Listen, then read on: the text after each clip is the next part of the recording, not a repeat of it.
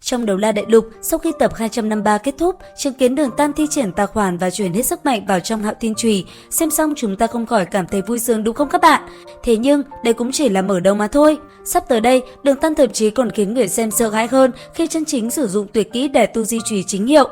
Về lần thứ 3, Đường Tam sử dụng tà khoản chính là trong trận chiến với Thâm Hải Ma Kình Vương, hồn thú có tu vi gần 100 vạn năm. Lần này, sở dĩ Đường Tam không sử dụng đế tam xoa kích cũng bởi vì trong lần cứu Đường Tam thoát khỏi tay Thiên Nhật Tuyết, Hải Thần đã dùng toàn bộ thần lực còn sót lại trên Hải Thần Chi Tâm để cứu Đường Tam. Vì thế, Hải Thần Chi Tâm lúc này đã vỡ tan. Cũng vì vậy, Đường Tam chỉ có thể dùng ra Hạo Thiên Chùy khi vũ hồn hệ cường công mạnh nhất của mình mà thôi. Và trong lần thứ 3 thi triển này, Đường Tam không chỉ sử dụng ra áo nghĩa của Đại Tu Di Chùy nữa mà chân chính sử dụng ra tuyệt kỹ này luôn. Có thể nói, lần này Đường Tam đã thành thạo hơn rất nhiều. Mỗi chùy đánh ra, lực lượng cũng không khác gì Đường Hạo thi triển là mấy. Và sau khi bạo tạc hai cái hồn hoàn đầu tiên trên Hạo Thiên Chùy khiến đối thủ sợ hãi, Đường Tam đã quyết định kết thúc trận đấu. Trong khoảnh khắc đó, kim quang chói lọi, cầm Hạo Thiên Chùy vung lên, nhưng theo đó, toàn bộ hồn hoàn của Đường Tam cũng đồng thời lóe sáng. Sau đó cầm cây búa trong tay, lấy chân làm trụ, Đường Tam xoay người đập thẳng Hạo Thiên Chùy xuống và thi triển tà hoàn khiến toàn bộ 6 hồn hoàn còn lại đồng thời nổ tung. Mang theo lực lượng kinh khủng khiếp bạo phát, Đường Tam liền quán chú nó vào trong cây búa khiến Hạo Thiên Chùy tỏ ra một luồng uy phong vô cùng mãnh liệt.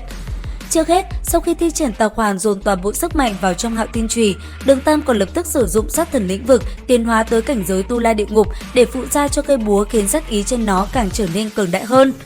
Cũng bởi vậy, sau khi sử dụng, luồng năng lượng cuồng bạo của cây búa đã vô tình làm sát thần lĩnh vực lại một lần nữa biến đổi và tiến hóa trở thành Tu La lĩnh vực.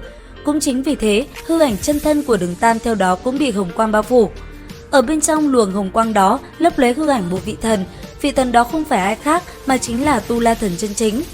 Và cuối cùng, sau khi ngưng tụ toàn bộ sức mạnh vào một đòn công kích mạnh nhất, Đường Tam đã liền đánh thẳng về phía của Thâm Hải Ma Kình. Đó một đòn Đại Tu Di Chùy mang uy lực khủng khiếp đó, cho dù là Thâm Hải Ma Kình hồn thú gần 100 vạn năm, thực lực sánh ngang tuyệt thế đấu la 99 cấp cũng không chịu nổi. Và cuối cùng, kết cục với con hồn thú kia chỉ có một, đó là bị Hạo Thiên Chùy đánh cho thân thể nát nhừ. Sau đó, trên tay Đường Tam, thủ pháp ám khí bổ đế huyết đã liền thi triển và lấy mạng của nó, khiến con hồn thú kia bỏ mạng tại biển sâu.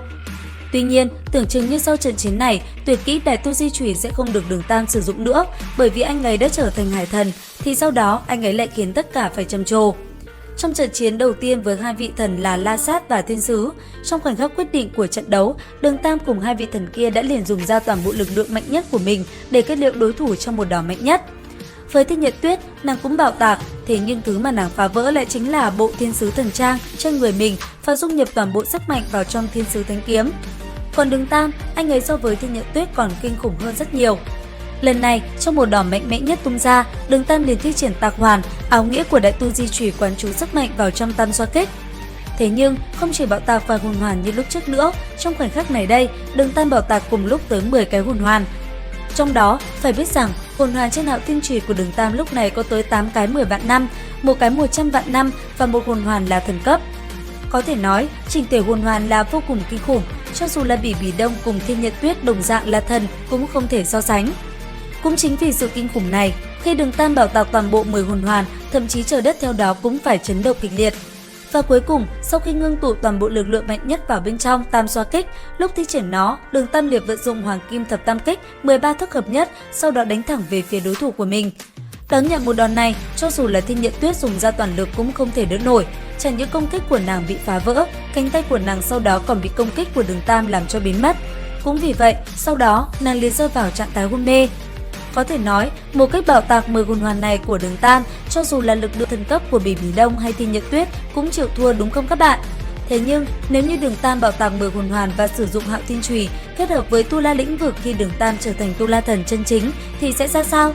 Tình huống này thậm chí mình còn không dám nghĩ tới nữa. Thật sự là quá bá đạo đúng không các bạn?